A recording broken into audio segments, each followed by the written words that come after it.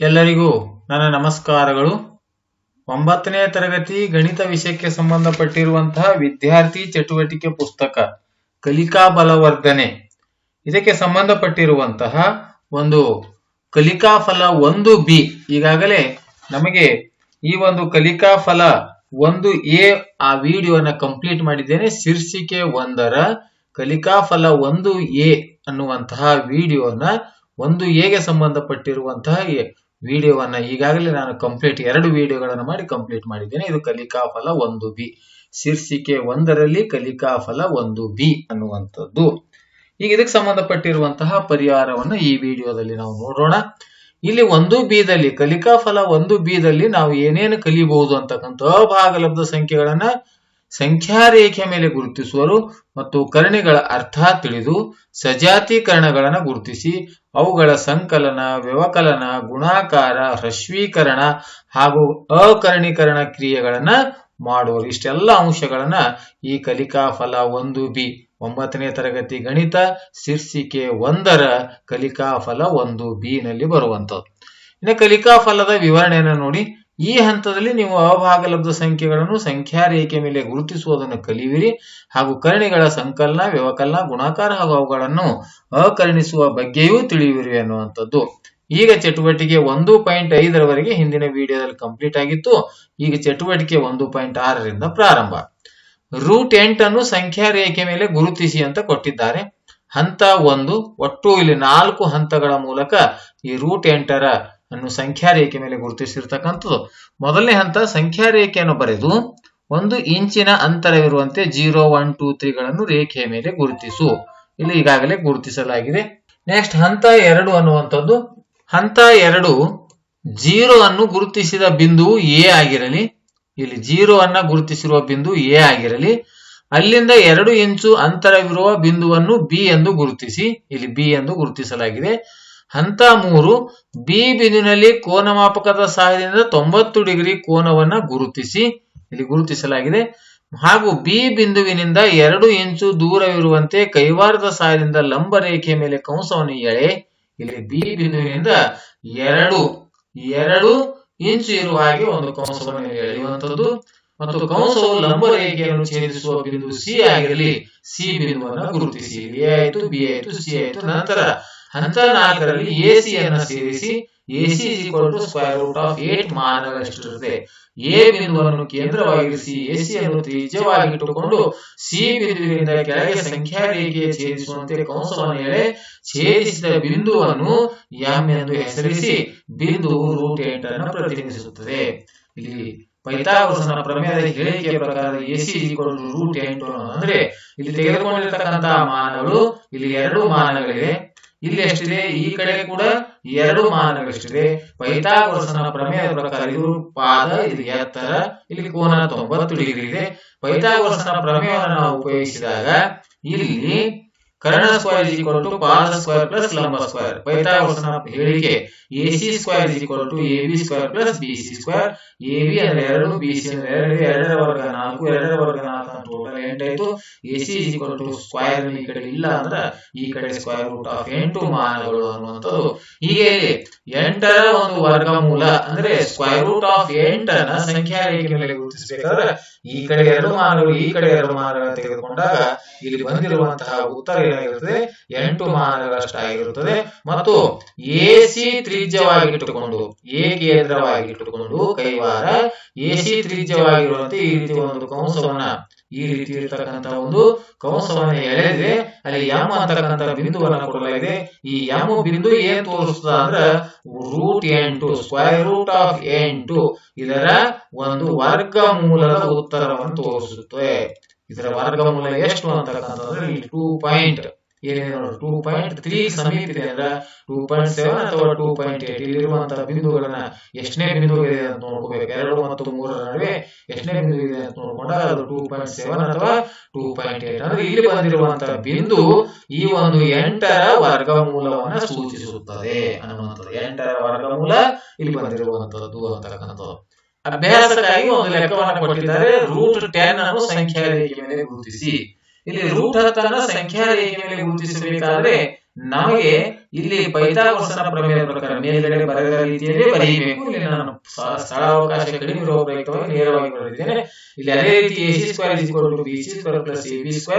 ಇಲ್ಲಿ ನಮಗೆ √10 ಬರಬೇಕಾದ್ರೆ ಇಲ್ಲಿ ನಾವು ಮೂರು ಮೂಲಮಾನಗಳನ್ನ ಅಂದ್ರೆ 3 ಮಾನಗಳನ್ನ ತೆಗೆದುಕೊಂಡಿದ್ದೇನೆ. ಈ ಕಡೆ 1 ಮಾನವನ್ನ ತೆಗೆದುಕೊಂಡಿದ್ದೇನೆ.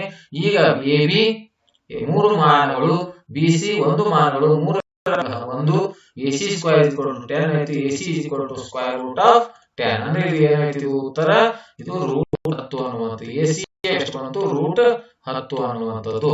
ಮತ್ತೆ ಎ ಕೇಂದ್ರವಾಗಿಟ್ಟುಕೊಂಡು ಇದು 0 ಇದೆ. ಎ ಕೇಂದ್ರವಾಗಿಟ್ಟುಕೊಂಡು AC ತ್ರಿಜ್ಯವಾಗಿರುವಂತೆ ಸಿ ಬಿಂದುವಿನಿಂದ ಅಂದ್ರೆ ಇಲ್ಲಿಂದ ಮತ್ತೆ ಒಂದು ಕಂಸವನ್ನು ಎಳೆಯಬೇಕು. ಅಲ್ಲಿ ಬಂದು ಗುರುತಿಸಿರುವಂತಹ ಬಿಂದು ಯಾವುದು, ಎಂ ಅನ್ನುವಂಥದ್ದು. ಈಗ ಈ 3 ಪಾಯಿಂಟ್ ಅಂದ್ರೆ √10 ಅಂದ್ರೆ 10ರ ವರ್ಗಮೂಲ ಅನ್ನುವಂಥದ್ದು. ಇಲ್ಲಿ 10ರ ವರ್ಗಮೂಲ ಎಷ್ಟು ಆಗ್ತಾ ಇದೆ ಅಂತಂದ್ರೆ 10ರ ವರ್ಗಮೂಲ ಎಷ್ಟು ಆಗ್ತಾ ಇದೆ ಅಂತಂದ್ರೆ ಇಲ್ಲಿ ಬಂದಿರುವಂತಹ 3 ಅಂದ್ರೆ 3.1 3.2 ಎಷ್ಟಿದೆ ಅಂತ ಇಲ್ಲಿ ನಮ್ಗೆ ಆ ಉತ್ತರವನ್ನ ಸಿಗುತ್ತೆ. ನಾವು ಗ್ರಾಫ್ ನಲ್ಲಿ ಅಥವಾ ಈ ಅಳತೆಯನ್ನ ಸ್ಕೇಲ್ ಅನ್ನು ಇಟ್ಟು ಇಲ್ಲಿರುವಂತಹ ಬಿಂದು ಎಷ್ಟಿದೆ ಅಂತ ಅಳತೆ ಮಾಡಿ ಈ ರೀತಿ ರಚನೆ ಮಾಡಿ ಇಲ್ಲಿರುವಂತಹ ಬಿಂದು ಅಂದ್ರೆ ಇಲ್ಲಿ 1 2 3 ಇದೆ. 3 ಪಾಯಿಂಟ್ ಎಷ್ಟಿದೆ ಅಂತ ನೋಡಿ ಅದರ ಉತ್ತರವನ್ನು ಇಲ್ಲಿ ಬರೆಯಿದೆ ಅನ್ನುವಂಥದ್ದು. ಈ ಸಂಖ್ಯಾ ರೇಖೆಯ ಮೇಲೆ ಇದನ್ನು ಗುರುತಿಸುವಂಥದ್ದು. ಇಲ್ಲಿ ಬಂದಿರುವಂತಹ ಉತ್ತರ ಇಲ್ಲಿ ಏನಾಗಿರುತ್ತೆ, ಬಂದಿರತಕ್ಕಂಥದ್ದು √10ರ ವರ್ಗಮೂಲದ ಬೆಲೆಯನ್ನ ಆಗಿರುತ್ತದೆ ಅನ್ನುವಂಥದ್ದು. ಈಗ ಚಟುವಟಿಕೆ 1.7 ಈಗಾಗಲೇ 1.6 ಚಟುವಟಿಕೆಯನ್ನು ಕಂಪ್ಲೀಟ್ ಮಾಡಿದ್ದೇವೆ. ಕರ್ಣಿಗಳ ಹ್ರಸ್ವೀಕರಣ ಸುಲಭ ರೂಪ. ಕರ್ಣಿಗಳ ಭಾಗಗಳನ್ನು ಗುರುತಿಸಿ ಮತ್ತು ಅವುಗಳನ್ನು ಹ್ರಸ್ವೀಕೃತ ರೂಪದಲ್ಲಿ ವ್ಯಕ್ತಪಡಿಸುವುದು. ಉತ್ತರಿಸು. 3ನೇದು ಒಂದು ಭಾಗಲಬ್ಧ ಸಂಖ್ಯೆ. 3 ಏನಿದೆ ಒಂದು ಭಾಗಲಬ್ಧ ಸಂಖ್ಯೆ ಇದೆ. ಆದ್ರೆ 3ರ ವರ್ಗಮೂಲ ಅಂದ್ರೆ √3 ಅನ್ನೋದು ಇದು ಏನು ಅನ್ನುವಂಥದ್ದು. √3 ಅನ್ನುವಂಥದ್ದು ಏನು ಅಂತ ಪ್ರಶ್ನೆಯನ್ನು ಕೇಳಿದ್ದಾರೆ. √3 ಪ್ರಶ್ನೆ ನೋಡಿ. 3 ಒಂದು ಭಾಗಲಬ್ಧ ಸಂಖ್ಯೆ. ಮೊದಲಿರ್ತಕ್ಕಂಥ 3 ಏನಿತ್ತು, ಒಂದು ಭಾಗಲಬ್ಧ ಸಂಖ್ಯೆ ಇತ್ತು. ಅದನ್ನ 3ರ ವರ್ಗಮೂಲ ಈ ರೀತಿ √3 ಅನ್ನು ಹಾಕಿದಾಗ ಬಂದಿರತಕ್ಕಂಥ ಸಂಖ್ಯೆ ನಾವೇನು ಕರಿತೀವಿ, ಅಭಾಗಲಬ್ಧ ಸಂಖ್ಯೆ ಅಂತ ಕರಿತೀವಿ. ಹಾಗೆ 5 ಒಂದು ಭಾಗಲಬ್ಧ ಸಂಖ್ಯೆ. 5ರ ವರ್ಗಮೂಲ ಘನಮೂಲ, 5ರ ಘನಮೂಲವು ಕೂಡ ಏನದ ಅಭಾಗಲಬ್ಧ ಸಂಖ್ಯೆ. ಅಂದ್ರೆ 5ರ ಘನಮೂಲ ಅಂತ ನಾವು ಹೆಂಗ್ ಬರೀತೀವಿ ಅಂದ್ರೆ ಈ ರೀತಿಯಾಗಿ ಬರೆದು ಇಲ್ಲಿ 5ಅನ್ನು ಬರೀತೀವಿ ಮತ್ತು ಇಲ್ಲಿ 3 ಅಂತ ಬರೆದಿರ್ತೀವಿ. ಘನಮೂಲವು 3 ಅಂತ ಬರೀತೀವಿ. ಘನಮೂಲ ಇಲ್ಲಿ ವರ್ಗಮೂಲ ಇದ್ರೆ ಇಲ್ಲಿ ಏನಿಲ್ಲ ಅಂದ್ರೆ 2 ಇರುತ್ತೆ. ಘನಮೂಲ ಅಂದ್ರೆ ಇಲ್ಲಿ 3 ಇರುತ್ತೆ. ಹೀಗೆ ಭಾಗಲಬ್ಧ ಸಂಖ್ಯೆ ಯಾವುದೇ ಅಭಾಗಲಬ್ಧ ಮೂಲವನ್ನ ಕರಣಿ ಎನ್ನುತ್ತೇವೆ. ಇದು 5 ಅನ್ನುವುದು ಭಾಗಲಬ್ಧ ಸಂಖ್ಯೆ. ಭಾಗಲಬ್ಧ ಸಂಖ್ಯೆಯ ಮೂಲ ಏನಿದೆ ಅಭಾಗಲಬ್ಧ. ಭಾಗಲಬ್ಧ ಸಂಖ್ಯೆಯ ಮೂಲವನ್ನ ನಾವು ಏನ ಕರಿತೀವಿ, ಭಾಗಲಬ್ಧ ಸಂಖ್ಯೆ ಯಾವುದೇ ಅಭಾಗಲಬ್ಧ ಮೂಲವನ್ನು.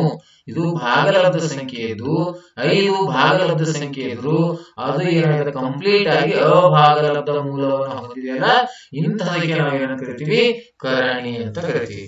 ಡೆಫಿನಿಷನ್ ಕೊಟ್ಟಿದ್ದಾರೆ. ಭಾಗಲಬ್ಧ ಸಂಖ್ಯೆ ಯಾವುದೇ ಅಭಾಗಲಬ್ಧ ಮೂಲವನ್ನ ಕರಣಿ. 3 ಭಾಗಲಬ್ಧ ಸಂಖ್ಯೆ.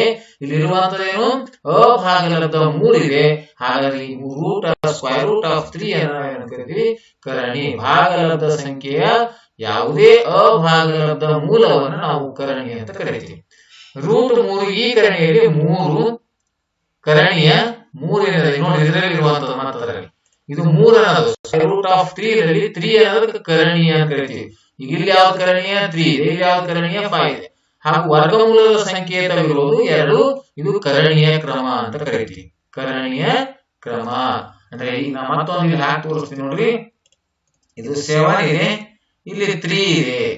ಹಾಗಾದ್ರೆ ಇಲ್ಲಿ ನಾವು ಒಳಗಡೆ ಇರ್ತಕ್ಕಂಥದ್ದು ರೂಟ್ ಒಳಗಡೆ ಇರ್ತಕ್ಕಂಥ ನಾವೇನ್ ಕರಿತೀವಿ, ಕರಣೀಯ ಅಂತ ಕರಿತೀವಿ.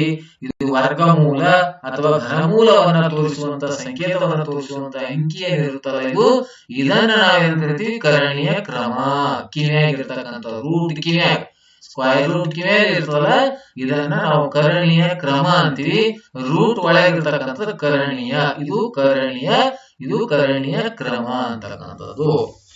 ಇದೇ ರೀತಿ ಇಲ್ಲಿ ಮತ್ತೆ ಬರೆದಿದ್ದಾರೆ √5 ರಲ್ಲಿ 5 ಕರಣೀಯ. ರೂಟ್ ಒಳಗಡೆ ಇರ್ತಕ್ಕಂಥದ್ದು ನಾವು ಕರಣೀಯ ಅಂತ ಕರೀತೀವಿ.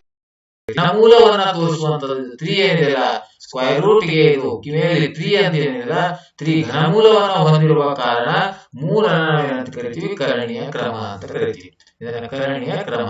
ಇದು ಕ್ಯೂಬ್ ರೂಟ್ ಆಫ್ 5 ಇದು ಕರ್ಣೀಯ ಕ್ರಮ. ಇಲ್ಲಿ ತೋರಿಸಿದ್ದಾರೆ 3 ಕರ್ಣೀಯ ರೂಟ್ ಒಳಗಿರ್ತಕ್ಕಂಥದ್ದು. ಇಲ್ಲಿ ರೂಟ್ ಒಳಗೆ ಕರ್ಣೀಯ ಇಲ್ಲಿರ್ತಕ್ಕಂಥದ್ದು ಕರ್ಣೀಯ ಕ್ರಮ. ಈಗ ಮತ್ತೆ ಕೆಲವೊಂದು ಉತ್ತರಿಸಿ ಅಂತ ಕೊಟ್ಟಿದ್ದಾರೆ, ಕರ್ಣಿಗಳನ್ನ ಕೊಟ್ಟಿದ್ದಾರೆ, ಕೆಲವೊಂದು ಕರ್ಣೀಯ ಕೊಟ್ಟಿದ್ದಾರೆ, ಕೆಲವೊಂದು ಕ್ರಮಗಳು ಕೊಟ್ಟಿದ್ದಾರೆ. ಆ ಟೇಬಲ್ ಅನ್ನ ಕಂಪ್ಲೀಟ್ ಮಾಡ್ತಾರೆ. ಇಲ್ಲಿ ಕರ್ಣೀಯ ಕ್ರಮ 5, ಕರ್ಣೀಯ 6 ಇದೆ. ಕರ್ಣೀಯ ಅಂದ್ರೆ ರೂಟ್ ಒಳಗಿರ್ತಕ್ಕಂಥದ್ದು 6 ಇದೆ. ಕ್ರಮ ಎಷ್ಟಿದೆ 5. ಇಲ್ಲಿ ಕರ್ಣೀಯ ಕ್ರಮ ಎಷ್ಟಿದೆ 2. ಕರ್ಣೀಯ ರೂಟ್ ಒಳಗೆ ಎಷ್ಟಿದೆ 12. ಏನು ಬರಲಿಲ್ಲ ಅಂದ್ರೂ ಕೂಡ ಕ್ರಮ ಎಷ್ಟಿರುತ್ತೆ 2. ಇಲ್ಲಿ ಈಗ ಕರ್ಣೀಯ ಕೊಟ್ಟಿದ್ದಾರೆ ಅಂದ್ರೆ ಈಗ ನಾವು ಏನ್ ಮಾಡ್ಬೇಕಿದ್ರೆ ಕರ್ಣೀಯ ಅಂದ ತಕ್ಷಣ ಈ ರೀತಿ ರೂಟ್ ಒಳಗೆ ಹಾಕಬೇಕು. ಇದರ ಕ್ರಮ ಎಷ್ಟಾದ್ರೆ ಇಲ್ಲಿ 5 ಅಂದ್ರೆ ಇಲ್ಲಿ 5 ಅಂತ ಬರೆಯಬೇಕು. ಈಗಾಗಲೇ ಇಲ್ಲಿ ಉತ್ತರವನ್ನು ಬರೆದಿದ್ದೇನೆ. ಅದೇ ರೀತಿ ಇಲ್ಲಿ ಕರ್ಣೀಯ ಎಕ್ಸ್ ಅದ ಅಂದ್ರೆ ಇಲ್ಲಿ ರೂಟ್ ನಲ್ಲಿ ಏನಿರ್ಬೇಕು ಎಕ್ಸ್ ಇರಬೇಕು.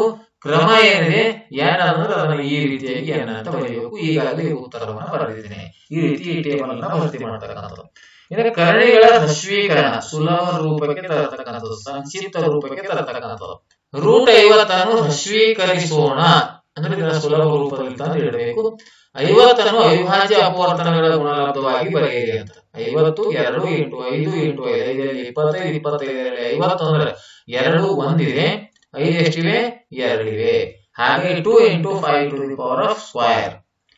ಈಗ ಕರ್ಣೀಯ ಮತ್ತು ಕ್ರಮ ಎಷ್ಟಿದೆ 2 ಇದೆ. ಇಲ್ಲಿ ಕರ್ಣೀಯ ಘಾತ ಸಂಖ್ಯೆ 2 ಇದೆ. ಹಾಗಾದ್ರೆ 2 ಹೋಗಿದೆ ಏನಾಯ್ತು ಇದು ಈ ರೀತಿಯಾಗಿರ್ತದೆ, ಸಪರೇಟ್ ಆಗಿದ್ದಾಗ ಈ ರೀತಿ 5 ಸ್ಕ್ವೇರ್ ಅನ್ನುವಂಥದ್ದು. ಈ ರೀತಿ ಇದ್ದಾಗ ಇದನ್ನ ಘಾತಾಂಕಗಳ ರೂಪದಲ್ಲಿ ಬರೆದಾಗ 5 ಸ್ಕ್ವೇರ್ ಆಗಿ ಘಾತ ಸಂಖ್ಯೆ ಆ ಕರ್ಣೀಯ ಕ್ರಮವನ್ನ ಘಾತಾಂಕ ರೂಪದಲ್ಲಿ ಬರೆದಾಗ ಏನಾಗುತ್ತೆ 1/2 ಆಗೋದ್ರಿಂದ 2 ಹೋಗುತ್ತೆ. ಏನು ಉಳಿತೆ 5 ಅನ್ನುವಂಥದ್ದು. ಹಾಗಾಗಿ ಕ್ರಮ ಮತ್ತು ಆ ಕರ್ಣೀಯ ಘಾತ ಸೇಮ್ ಇತ್ತಂದ್ರೆ ಅವೆರಡು ಹೋಗಿ ಏನು ಉಳಿತದ ಬರೀ 5 ಅನ್ನ ಉಳಿತು. ಇದಕ್ಕೆ ಆ ರೀತಿ ಆಗ್ತಾ ಇಲ್ಲ, ಹಾಗಾಗಿ ರೂಟ್ 2 ಅನ್ನ ಹಾಕಿಡಲಾಗಿದೆ. ಮತ್ತೆ ಇಲ್ಲಿ 48 ಕೊಟ್ಟಿದ್ದಾರೆ. 48ರ ಅವಿಭಾಜ್ಯ ಅಪವರ್ತನಗಳನ್ನ 48ರ ಅವಿಭಾಜ್ಯ ಅಪವರ್ತನ 2 4 4 8 8 16 16 3 48 ಅಂದ್ರೆ 2ರ ಘಾತ ಎಷ್ಟು 2ರ ಘಾತ 2 2ರ ಘಾತ 2 ಒಟ್ಟು 4 2ಗಳಿವೆ, 3ರ ಘಾತ 1 ಇದೆ. ಮತ್ತೆ ಇದನ್ನ ಬರೆಯಲಾಗಿದೆ square root of 48 2 square × 2 square × 3. ಇಲ್ಲಿ ಸ್ಕ್ವೇರ್ ಮತ್ತು ಕರ್ಣೀಯ ಸೇಮ್ ಇದೆಯಲ್ಲ, ಹಾಗಾಗಿ ಇದು 1 2 ಅನ್ನು ತೆಗೆದು ಹೊರಗಡೆ ಬರೆಯಲಾಗಿದೆ. ಅದೇ ರೀತಿ ಮತ್ತೆ ಇಲ್ಲಿ 2 ಸ್ಕ್ವೇರ್ ಇದೆ ಮತ್ತು ಕ್ರಮ 2 ಇದೆ. ಹಾಗಾದ್ರೆ ಕ್ರಮ ಇರುವಷ್ಟೇ ಘಾತ ಸಂಖ್ಯೆಯನ್ನು ಮಾಡ್ಕೊಡ್ಬೇಕು. ನಾವು ಇಲ್ಲಿ 3 ಇತ್ತು ಕ್ರಮ ಅಂದ್ರೆ 3ರ ಒಂದು ಗುಂಪನ್ನ ಮಾಡ್ಕೋಬೇಕು. 4 ಇದ್ರೆ 4ರ ಗುಂಪು ಮಾಡಿ 2ರ ಘಾತ 4 ಬರೀಬೇಕು. 2 ಇತ್ತು ಅಂದ್ರೆ ಇಲ್ಲಿ ಕರ್ಣೀಯ ಕ್ರಮ 2 ಇದೆ, ಆ 2ರ ಗುಂಪನ್ನ ಈಗ ಇಲ್ಲೊಂದು 2 ಬಂತು ಹೊರಗೆ. ರೂಟ್ ನ ಏನು ಉಳಿತು 3 2 4 ರೂಟ್ 3 ಅನ್ನುವಂತ ಉತ್ತರ. ನೆಕ್ಸ್ಟ್ 32 ಇದೆ. ಇದು ಕರ್ಣೀಯ ಕ್ರಮ 3 ಇದೆ ಅಂದ್ರೆ 3ರ ಗುಂಪನ್ನ 1 ಮಾಡಬೇಕಾಗ್ತದೆ. 2 4 4 8 8 16 32 ಅಂದ್ರೆ ಘಾತ ಸಂಖ್ಯೆ ಎಷ್ಟು ಬರಬೇಕು ಅಂದ್ರೆ ಕರ್ಣೀಯ ಕ್ರಮ ಇದಷ್ಟು ಬರಬೇಕು. 2ರ ಘಾತ 3 ಇಂಟು ಇನ್ನೂ 2 ಉಳಿದಿವೆ, 3 ಆಗ್ತಾ ಇಲ್ಲ, 2ರ ಘಾತ 2. ಈ 2 ಕ್ಯೂಬ್ ಅಂತಕ್ಕಂಥದ್ದು ಮತ್ತು ಕ್ರಮ 2 ಸೇಮ್ ಇದೆಯಲ್ಲ, ಇವೆರಡು ಹೋಗಿ ಏನು ಉಳಿತು ಬರೀ 2 ಅನ್ನ ಉಳಿತು. ಇದಕ್ಕೆ ಆ ರೀತಿ ಹೋಗ್ತಾ ಇಲ್ಲ ಅಂದ್ರೆ ಕ್ಯೂಬ್ ರೂಟ್ ಆಫ್ 2ರ ಘಾತ 2 ಎಷ್ಟು 4 ಅನ್ನುವಂತ ಉತ್ತರ. 32 2 4 4 8 8 16 16 32. ಇಲ್ಲಿ ಕರ್ಣೀಯ ಕ್ರಮ 2 ಇದೆಯಲ್ಲ, 2ರ ಗುಂಪುಗಳನ್ನು ಮಾಡ್ತಾ ಹೋಗ್ಬೇಕು. ಇದು ಒಂದು ಸಿಂಗಲ್ 2 ಇದೆ. ಈ 2ರ ಗುಂಪಿನಲ್ಲಿ ಒಂದು ಹೊರಗೆ ಬಂತು, ಇನ್ನೊಂದು 2 ಗುಂಪಿನಲ್ಲಿ ಇನ್ನೊಂದು ಹೊರಗೆ ಬಂತು. ಅಂದ್ರೆ ಉಳಿತಕ್ಕಂಥದ್ದು ಏನಾಯ್ತು ರೂಟ್ 2 ಅಥವಾ 2ರ ಘಾತ 2 ಒಂದೊಂದು ಗುಂಪು, 2ರ ಘಾತ 2 ಇನ್ನೊಂದು 2. ಈ ಸ್ಕ್ವೇರ್ ಮತ್ತು ಕ್ರಮ ಸೇಮ್ ಇದೆ 2 ಆಯ್ತು, ಸ್ಕ್ವೇರ್ ಕ್ರಮ ಸೇಮ್ 2 ಆಯ್ತು, ಇನ್ನೂ ಒಂದು ಸಿಂಗಲ್ 2 ಉಳಿದಿದೆ. ಹಾಗಾಗಿ 2 4 ರೂಟ್ 2 ಅಂತ ಉತ್ತರ. 81 ಕರ್ಣೀಯ ಕ್ರಮ 3 ಇದೆ. 3 3 9 9 3 27 27 3 81. ಇಲ್ಲಿ ಕರ್ಣೀಯ ಕ್ರಮ 3 ಇರುವುದರಿಂದ 3 ಒಂದೇ ವಿಭಾಜ್ಯಗಳಿದ್ದಾಗ ಅವುಗಳ ಒಂದು ಗುಂಪು ಮಾಡಿ 3ರ ಘಾತ 3 ಇನ್ನೂ ಒಂದು 3 ಹಾಗೆ ಉಳಿಯುತ್ತದೆ. ಘಾತ ಕ್ರಮ ಸೇಮ್ ಇದೆ ಅಂದ್ರೆ ಇದು 3 ಹೊರಗೆ ಬಂತು, ಇದಕ್ಕೆ ಆ ರೀತಿಯಾಗಿಲ್ಲ, ಅದಕ್ಕಾಗಿ ರೂಟ್ 3 ಹಾಗೆ ಉಳಿತು. 3 ಕ್ಯೂಬ್ ರೂಟ್ ಆಫ್ 3 ಅನ್ನುವಂಥದ್ದು. ಮತ್ತೆ 128 ಇದೆ. 2 4 4 8 8 16 16 32 32 64 64 128 ಕ್ರಮ 2 ಇದೆ. 2ರ ಒಂದು ಗುಂಪು 2ರ ಒಂದು ಗುಂಪು ಮತ್ತೆ 2ರ ಒಂದು ಗುಂಪು ಅಂದ್ರೆ ಇಲ್ಲಿ ಎಷ್ಟು ಗುಂಪುಗಳನ್ನ ಮಾಡಿರ್ತೀವಿ ಅಷ್ಟು 2ಗಳನ್ನ ಹೊರಗೆ ಬರುತ್ತೆ. ಅಥವಾ 2 × 2 2 ಸ್ಕ್ವೇರ್ 2 × 2 2 ಸ್ಕ್ವೇರ್ 2 × 2 ಅಂದ್ರೆ 2 ಸ್ಕ್ವೇರ್. ಎಷ್ಟರ ಗುಂಪು ಮಾಡಬೇಕು ಅಥವಾ ಎಷ್ಟರ ಘಾತ ಸೇಮ್ ಬರೀಬೇಕಂದ್ರೆ ಕ್ರಮ ಎಷ್ಟಿರುತ್ತೋ ಅಷ್ಟು ಗುಂಪುಗಳನ್ನ ಮಾಡಿ ಅದನ್ನ ಘಾತ 2 × 2 2 ಸ್ಕ್ವೇರ್ 2 × 2 2 ಸ್ಕ್ವೇರ್ 2 × 2 2 ಸ್ಕ್ವೇರ್ × 2 ಇದ್ರದ್ದು ಒಂದು ಗುಂಪಿನ ಇದು ಒಂದು ಹೊರಗೆ ಬಂತು. ಇದ್ರ ವರ್ಗಮೂಲ ಇದ್ರದ್ದು ಒಂದು 2 ಬಂತು. ಇದು 2ರ ವರ್ಗ 4 ಇದ್ರದ್ದು ಒಂದು ಬಂತು. ರೂಟ್ 2 ಉಳಿತು ಅಂದ್ರೆ 2 4 4 8 ರೂಟ್ 2 ಅನ್ನುವಂತಹ ಉತ್ತರ. ಈಗ ಕರಣಿಗಳ ವಿಂಗಡಣೆ ಮತ್ತು ಅವುಗಳ ಸಂಕಲನ ವ್ಯವಕಲನ ಮತ್ತು ಗುಣಾಕಾರ ಅನ್ನುವಂಥದ್ದು. ರೂಟ್ 2 ಇದೆ. ಕ್ಯೂ ರೂಟ್ ಆಫ್ 2 ಸಜಾತಿಯ ಕರಣಿಗಳೇ ಅಂತ ಕೇಳಿದರೆ ಸಜಾತಿ ಕರಣಿಗಳು ಅಲ್ಲ. ಕಾರಣ ಕರಣೀಯಗಳು ಮತ್ತು ಕರಣೀಯ ಕ್ರಮಗಳು ಒಂದೇ ಇದ್ದಾಗ ಮಾತ್ರ ಅವುಗಳನ್ನು ಸಜಾತಿ ಕರಣಿಗಳು ಅಂತೀವಿ. ಇಲ್ಲಿ ಕರಣೀಯ ಸೇಮ್ ಇದೆ. ಕ್ರಮ 3 ಮತ್ತು ಕ್ರಮ 2 ಇರುವುದರಿಂದ ಇವು ಸಜಾತಿ ಕರಣಿಗಳು ಅಲ್ಲ. ರೂಟ್ 10 ಮತ್ತು 250 ಸಜಾತಿ ಕರಣಿಗಳೇ ಅಂತ ಕೇಳಿದರೆ ಸಜಾತಿ ಕರಣಿಗಳೇ ಇರಬೇಕಾದ್ರೆ ಅವುಗಳನ್ನ ಹ್ರಸ್ವೀಕರಣ ರೂಪದಲ್ಲಿ ಅವುಗಳನ್ನ ಸುಲಭ ರೂಪದಲ್ಲಿ ಅವುಗಳ ಹ್ರಸ್ವೀಕರಣವನ್ನ ಮಾಡಿದ ನಂತರ ಹ್ರಸ್ವೀಕೃತ ರೂಪದಲ್ಲಿ ಕರಣಿಗಳನ್ನ ಕಂಡುಹಿಡಿದ ನಂತರ ಅವು ಒಂದೇ ಕರಣೀಯ ಮತ್ತು ಒಂದೇ ಕ್ರಮವನ್ನ ಹೊಂದಿದರೆ ಅವುಗಳನ್ನ ಸಜಾತೀಯ ಕರಣಿಗಳು ಅಂತ ಕರಿತೀವಿ. 10 ರೂಟ್ 250 25 ಹತ್ತಲೆ 250 25ರ ವರ್ಗಮೂಲ 5 25 ಅಂದ್ರೆ 5 ಸ್ಕ್ವೇರ್ ಆಯ್ತು. 5 ಸ್ಕ್ವೇರ್ ಅಂದ್ರೆ 5 ಆಯ್ತು 10. ಈಗ ನೋಡಿ ಎರಡಕ್ಕ ಇದಕ್ಕೂ ಮತ್ತು ಇದಕ್ಕೂ ಎರಡಕ್ಕ ಹೋಲಿಕೆಯನ್ನು ಮಾಡಿ ನೋಡಿ. ಕರಣೀಯ 2 10 ಇವೆ. ಕ್ರಮ ಎಷ್ಟಿದೆ ಇಲ್ಲಿ ಕಿವಿಯಲ್ಲಿ 2 ಇಲ್ಲಿ 2 ಇದೆ. ಹಾಗಾದ್ರೆ ಕರಣೀಯ ಒಂದೇ ಇವೆ. ಕ್ರಮ ಕೂಡ 2 ಸೇಮ್ ಇವೆ. ಹಾಗಾಗಿ ಹೌದು ಇದು ಸಜಾತಿ. ಎರಡರಲ್ಲಿಯೂ ಕರಣೀಯಗಳು ಮತ್ತು ಆ ಕರಣೀಯ ಕ್ರಮಗಳು ಒಂದೇ ಆಗಿವೆ. ಹೀಗಾಗಿ ಇವುಗಳನ್ನ ಸಜಾತಿಯ ಕರಣಿಗಳನ್ನ ಕರಿತೀವಿ. ನಿಮಗೆ ಇದು ತಿಳಿದಿರಲಿ ಅಂತ ಹೇಳಿದರೆ ಹ್ರಸ್ವೀಕೃತ ರೂಪದಲ್ಲಿನ ಕರಣಿಗಳಲ್ಲಿ ಕರಣೀಯ ಮತ್ತು ಕರಣೀಯ ಕ್ರಮ ಒಂದೇ ಆಗಿದ್ರೆ ಆ ಕರಣಿಗಳನ್ನ ಸಜಾತಿ ಕರಣಿಗಳೆನ್ನುವರು. ಇಲ್ಲಿ ನೋಡಿ ಎಲ್ಲ ಕರಣೀಯ 3 ಇದೆ. ಕರಣೀಯ ಎಲ್ಲದರಲ್ಲಿಯೂ ಕೂಡ 3 ಇದೆ. ಕ್ರಮ ಎಷ್ಟಿದೆ 2 ಇದೆ. ಇಲ್ಲಿ 2 ಇದೆ. ಇಲ್ಲಿ 2 ಇದೆ. ಸಹಗುಣಕ ಏನೇ ಇರಲಿ ಕರಣೀಯಗಳು ಸೇಮ್ ಇರಬೇಕು ಮತ್ತು ಅವುಗಳ ಕ್ರಮಗಳು ಸೇಮ್ ಇದ್ರೆ ಅವುಗಳನ್ನ ಸಜಾತಿಯ ಕರಣಿಗಳು ಅಂತ ಕರಿತೀವಿ. ಈ ಮೇಲಿನ ಕರಣಿಗಳಲ್ಲಿ ಕರಣೀಯ 3 ಮತ್ತು ಕರಣೀಯ ಕ್ರಮ 2 ಆಗಿದೆ. ಹ್ರಸ್ವೀಕೃತ ರೂಪದಲ್ಲಿನ ಕರಣಿಗಳಲ್ಲಿ ಕರಣೀಯ ಮತ್ತು ಕರಣೀಯ ಕ್ರಮ ಒಂದೇ ಆಗಿದ್ದರೆ ಈ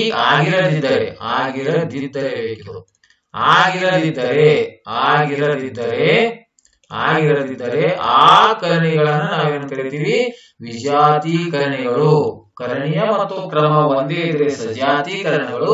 ಕರಣೀಯ ಬೇರೆ ಇರಬಹುದು, ಕ್ರಮ ಬೇರೆ ಇರಬಹುದು, ಅಥವಾ ಕರಣೀಯ ಮತ್ತು ಕ್ರಮ ಎರಡೂ ಬೇರೆ ಇತ್ತು ಅಂದ್ರ ಅಂತಹವುಗಳನ್ನು ನಾವು ವಿಜಾತಿ ಕರಣಿಗಳು ಅಂತ ಕರಿತೀವಿ.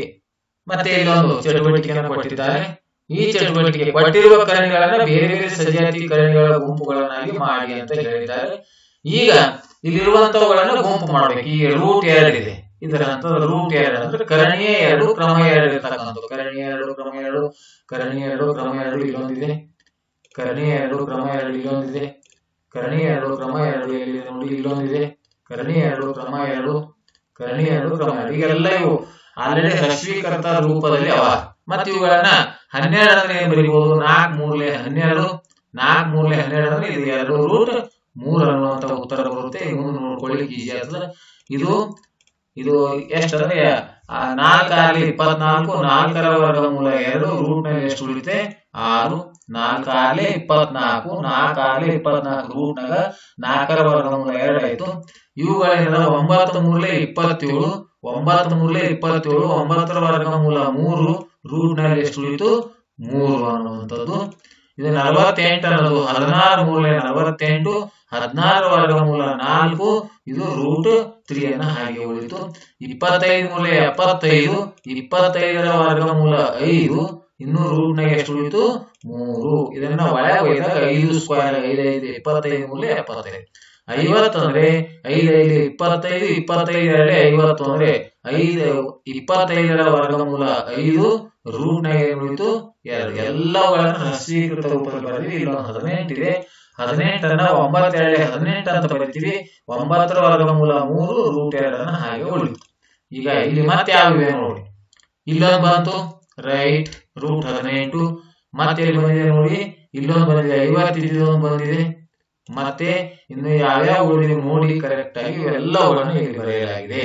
ಇದು ಒಂದು ಗುಂಪಿದೆ, ಕಂಪ್ಲೀಟ್. √2, 5√2, 7√2, 18. √18 3√2, -2√2, √50 ಅಂದ್ರೆ 5√2. ಇವೆಲ್ಲರದು ಹ್ರಸ್ವೀಕರಣ ರೂಪದಲ್ಲಿ ಕರ್ಣೀಯ ಎಲ್ಲರದು ಎರಡಿದೆ, ಕ್ರಮನು ಕೂಡ ಎರಡಿದೆ. ಹಾಗಾಗಿ ಇವುಗಳನ್ನ ಸಜಾತಿ ಪದಗಳ ಗುಂಪು ಅಂತ ಕರಿತೀವಿ. ಮತ್ತೆ ಉಳಿದಿರತಕ್ಕಂಥ ನೋಡೋಣ. 3 ಇದೆ, ಇದನ್ನ ಹುಡುಕೋಣ. 3 ಮತ್ತೆ 12. 12 ಇಲ್ಲೊಂದು 3 ಇದೆ ನೋಡಿ, ಇದು ಒಂದು 3. ಮತ್ತೆ 3 ಇರ್ತಕ್ಕಂಥದ್ದು ಕರ್ಣೀಯ 3 ಇರ್ತಕ್ಕಂಥದ್ದು ಕ್ರಮ 2. ಕರ್ಣೀಯ 3 ಕ್ರಮ 2 ಅಂದ್ರೆ 27 ಬರೆದಿದ್ದೇನೆ. ಕ್ರಮ 75 ನೋಡಿ, ಕರ್ಣೀಯ 3 ಕ್ರಮ 2. ಇಲ್ಲಿ ಮತ್ತೆ 48 √48 ಇವೆಲ್ಲ ಒಂದು ಗುಂಪಿವೆ. ಇಲ್ಲಿ ಎಲ್ಲ ಬಿಡಿಸಿದ್ದೇನೆ. ಈಗ ನೆಕ್ಸ್ಟ್ ಕರ್ಣೀಯ 6 ಇರ್ತಕ್ಕಂಥದ್ದನ್ನ ಇಲ್ಲಿ ನೋಡಿ ಬರೆದಿದ್ದೇನೆ. ಕರ್ಣೀಯ 6 ಇರ್ತಕ್ಕಂಥದ್ದನ್ನ ಸುಮ್ ಗುರುತಾಗಿ ಅಂತ ಒಂದು ಡಿಸೈನ್ ಹಾಕ್ತಾ ಇದ್ದೀನಿ. ಕರ್ಣೀಯ 6 ಇರುವಂತದ್ದು ಇಲ್ಲೊಂದಿದೆ ನೋಡಿ, ಗುಣಾಕಾರ ಚಿಹ್ನೆ ಹಾಕ್ತಾ ಇದ್ದೀನಿ. ಇವೆಲ್ಲವುಗಳನ್ನ ಆರಿಸಿ ಈಗಾಗಲೇ ನಾನು ಬರೆದಿದ್ದೇನೆ. ಮತ್ತು ಕರ್ಣೀಯ 5 ಕ್ರಮ 2 ಇರ್ತಕ್ಕಂಥವು ಇವೆರಡಿವೆ. ಕರ್ಣೀಯ 7 ಮತ್ತು ಕ್ರಮ 2 ಇರ್ತಕ್ಕಂಥ ಇಲ್ಲಿ ನೋಡಿದಾಗ ಎಲ್ಲರದು ಕರ್ಣೀಯ ಕ್ರಮ ಒಂದೇ ಇದೆ. ಕರ್ಣೀಯ ಕ್ರಮ ಒಂದೇ ಇದೆ. ಇಲ್ಲಿ ಎಲ್ಲವನ್ನ ಗಮನಿಸಿದಾಗ ಎಲ್ಲರದು ಕರ್ಣೀಯಗಳು ಬೇರೆ ಬೇರೆ ಇವೆ, ಕ್ರಮ ಮಾತ್ರ ಇಡೀ ಎಲ್ಲವುಗಳಲ್ಲಿ ಕೂಡ ಕ್ರಮ ಏನಾಗಿದೆ ಒಂದೇ, ಕಂಪ್ಲೀಟ್ ಆಗಿ ಇಲ್ಲಿಂದ ಇಲ್ಲಿವರೆಗೆ ಕ್ರಮಗಳು ಒಂದೇ ಇದೆ, ಆದರೆ ಕರ್ಣೀಯಗಳು ಬೇರೆ ಬೇರೆ ಇವೆ. ಹಾಗಾಗಿ ಒಂದೇ ರೀತಿಯ ಕರ್ಣೀಯಗಳು ಇರ್ತಕ್ಕಂಥವು ಹ್ರಸ್ವೀಕರಣ ರೂಪದಲ್ಲಿ ಒಂದೇ ಕರ್ಣೀಯ ಇರ್ತಕ್ಕಂಥವುಗಳ ಗುಂಪುಗಳು ಮತ್ತು ಕ್ರಮ ಅಂತೂ ಈಗಾಗಲೇ ಸೇಮ್ ಇವೆ. ಹಾಗಾಗಿ ಆಯಾ ಗುಂಪುಗಳನ್ನು ಇಲ್ಲಿ ಮಾಡಲಾಗಿದೆ. ಇನ್ನೊಂದು ಪ್ರಶ್ನೆ ಕೊಟ್ಟಿದ್ದಾರೆ, ನಿಮಗೆ ತಿಳಿದ ವಿಜಾತಿ ಕರ್ಣಿಗಳ 6 ಜೊತೆಗಳನ್ನ ಬರೆಯಿರಿ. ಇಲ್ಲಿ ನೋಡಿ, ಕರ್ಣೀಯಗಳು ಬೇರೆ ಇಟ್ಟಿನಿ, ಕ್ರಮ ಒಂದೇ ಇಟ್ಟಿದ್ರು ಕರ್ಣೀಯ ಬೇರೆಯವ. ಕರ್ಣೀಯ ಕ್ರಮ ಸೇಮವ, ಕರ್ಣೀಯ ಬೇರೆ ಅಂದ್ರೆ ಇದು ವಿಜಾತಿ ಕರ್ಣಿ. ಇಲ್ಲಿ ನೋಡಿ, ಕ್ರಮ ಬೇರೆಯವ, ಕರ್ಣೀಯ ಸೇಮವ. ಕ್ರಮ ಬೇರೆಯವ, ಕರ್ಣೀಯ ಸೇಮವ. ನಮಗೆ ಯಾವ್ದು ಚೇಂಜ್ ಇದ್ರು ಅದು ವಿಜಾತೀಕರಣ. ಕರ್ಣೀಯಗಳಾದ್ರೂ ಬೇರೆ ಇರಬೇಕು, ಕ್ರಮಗಳಾದ್ರೂ ಬೇರೆ ಇರಬೇಕು, ಅಥವಾ ಎರಡೂ ಬೇರೆ ಇರಬೇಕು. ಇದು ನೋಡಿ 9 3 27 ಅಂದ್ರೆ 3√3 ಬರುತ್ತೆ. ಇದು 4√2√6 ಅನ್ನ ಬರುತ್ತೆ. 4 4. ಇಲ್ಲಿ ಕರ್ಣೀಯನೂ ಬೇರೆ ಇದೆ, ಕರ್ಣೀಯ ಬೇರೆ ಇದೆ, ಕ್ರಮ ಒಂದೇ ಇದೆ. ಆದ್ರೂ ಕೂಡ ಇವುಗಳನ್ನು ಇವೆರಡನ್ನ ನಾವೇನಂತ ಕರಿತೀವಿ, ವಿಜಾತಿ ಕರ್ಣಿ ಅಂತ ಕರಿತೀವಿ. ಕ್ರಮ ಬೇರೆ ಅದ, ಕರ್ಣಿ ಒಂದೇ ಅದ. ನೋಡ್ರಿ, 1ನೇದರಲ್ಲಿ ಕರ್ಣೀಯ ಬೇರೆ ಇತ್ತು, ಕ್ರಮ ಒಂದೇ ಅದ. 2ನೇದರಲ್ಲಿ ಕ್ರಮ ಬೇರೆಯವ, ಕರ್ಣೀಯ ಸೇಮವ. 3ನೇದರಲ್ಲಿ ಇದನ್ನ ಹ್ರಸ್ವೀಕರಣ ರೂಪದಲ್ಲಿ ಮಾಡತಕ್ಕಂಥದ್ದು, ಕ್ರಮ ಸೇಮ್ ಅದ, ಕರ್ಣೀಯ ಬೇರೆಯವ. ಇಲ್ಲಿ ಕ್ರಮನೂ ಬೇರೆಯವ, ಕರ್ಣೀಯನೂ ಬೇರೆಯವ. ಇವೆರಡು ಕರ್ಣೀಯ ಸೇಮವ, ಅದರ ಕ್ರಮ ಬೇರೆಯವ. ಇವೆರಡು ಕ್ರಮ ಸೇಮವ, ಕರ್ಣೀಯ ಬೇರೆಯವ. ಹಾಗೆ ಈ ಗುಂಪನ್ನು ಕೂಡ ನಾವು ವಿಜಾತಿ ಕರ್ಣಿ ಅಂತ ಕರಿತೀವಿ. ಇಲ್ಲಿ ನೋಡ್ರಿ, ಕರ್ಣೀಯರು ಎಲ್ಲ ಸೇಮ್ ಇದ್ರು, ಕ್ರಮ 2 ಇದೆ, 3 ಇದೆ, 5 ಇದೆ. ಕರ್ಣೀಯ ಸೇಮ್ ಇವೆ, ಕ್ರಮ ಬೇರೆ ಇವೆ. ಇವುಗಳನ್ನು ಕೂಡ ವಿಜಾತೀಕರಣ ಅಂತ ಕರಿತೀವಿ. ಇನ್ನ ಕ್ರಮ ಎಲ್ಲ ಸೇಮ್ ಇವೆ, ಕರ್ಣೀಯಗಳು ಬೇರೆ ಇವೆ.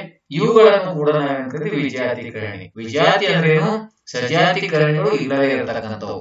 ಅವು ವಿಜಾತೀಕರಣದ ವಾಕ್ಯ ಏನಂದ್ರೆ, ಕರ್ಣೀಯ ಅಥವಾ ಕ್ರಮ ಅಥವಾ ಕರ್ಣೀಯ ಮತ್ತು ಕ್ರಮ ಎರಡೂ ಬೇರೆ ಬೇರೆ ಆಗಿದ್ರು ಕೂಡ ಅಂತವುಗಳನ್ನು ನಾವು ವಿಜಾತೀಕರಣಿಗಳು ಅಂತ ನಾವುಗಳನ್ನ ಕರಿತೀವಿ ಅನ್ನುವಂಥದ್ದು.